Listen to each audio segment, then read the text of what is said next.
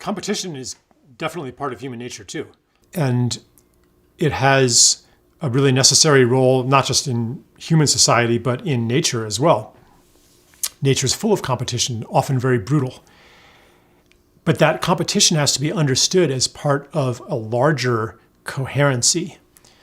So, for example, weeds, they headlong compete for sunlight and soil space and water on a denuded patch of land. By doing so, they fulfill an important service that they hold down the soil, they prevent erosion, they allow rain to soak in instead of running off. They're doing something really important for the land through their competition, through their headlong rush to cover ground.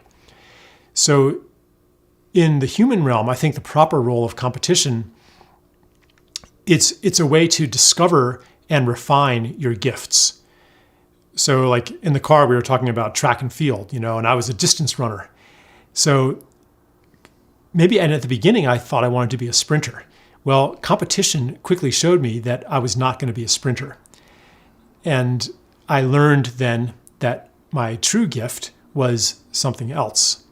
And I was able to develop that gift through competition. So I'm not saying competition is a bad thing. However, we live in a situation that intensifies the competitive urge that of course it's there. We wouldn't see all this competition if it weren't some part of human nature. But the system we have now amplifies that competition and suppresses other ways of interacting, especially in the economic realm. Yeah, so I'm not like trying to pretend that competition will go away or that it doesn't exist in nature or that 99 out of 100 tadpoles die before they reach froghood. Those aspects of life are part of the matrix too. But we do not need to live in a system that amplifies the competition and suppresses everything else. The reason that we have that we see the world as being primarily about competition is that we live in, I think it's primarily a money system, but also an educational system.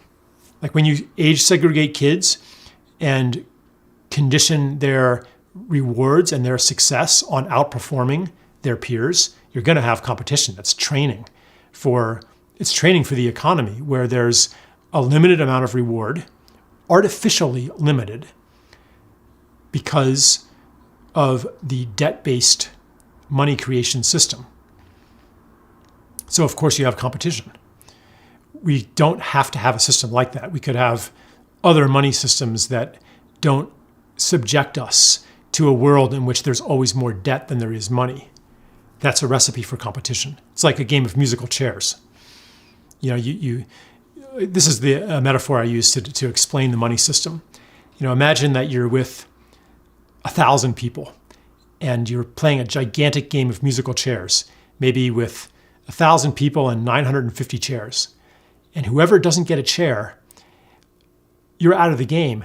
And to make it interesting, let's also say that your kids have to go hungry and you lose your house and you're out in the street if you lose this round of musical chairs. So the music stops, everybody scrambles for a chair, and I'm a nice guy, but man, my kid's got to eat, I'm going to elbow you out of the way, push that woman over there, and I got my chair.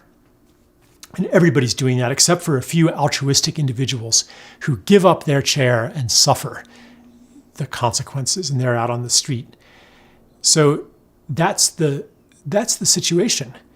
And then I imagine like outside the circle, there's the economist, and there's the biologist, and there's the politician, and the priest.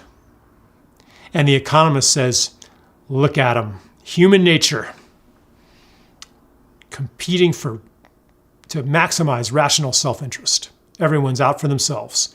The biologist says, yup, it's genetically programmed. And the politician says, look at that behavior. lucky thing they have me around to impose some limits on how much they can push and shove each other.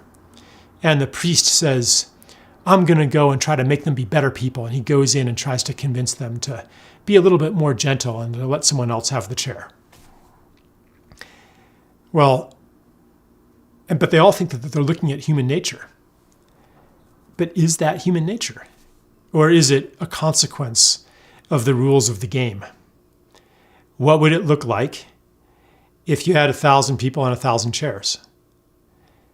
Then you might still have some competition, but you'd also have like maybe all the chairs are a little bit different, and I'm skinny and I like a soft chair and they like a hard chair, and I'm like we might still have a lot of trade and negotiation and exchange, but it wouldn't have competition built into it. And sometimes we might compete for a chair that we both really like. And like there's still some messiness, but it's not like this tide, this current of competition against which we have to swim in order to cooperate or be nice to each other. So essentially, the economic system, the money system, is like a game of musical chairs, where a certain amount of money is created through debt, and there's interest on that debt. So everyone is competing to acquire enough money to pay the debts. And of course, it's a little bit more complicated than this, but essentially all the money is created as debt. There's always more debt than there is money. So we have a climate of competition, a necessity for competition built into the system. And there's more to the story than that. But that's how. So the question isn't really, is competition human nature? It's how do we create conditions, or what conditions do we want to create to bring forth certain aspects of human nature? What kind of society do we want? If we only attack the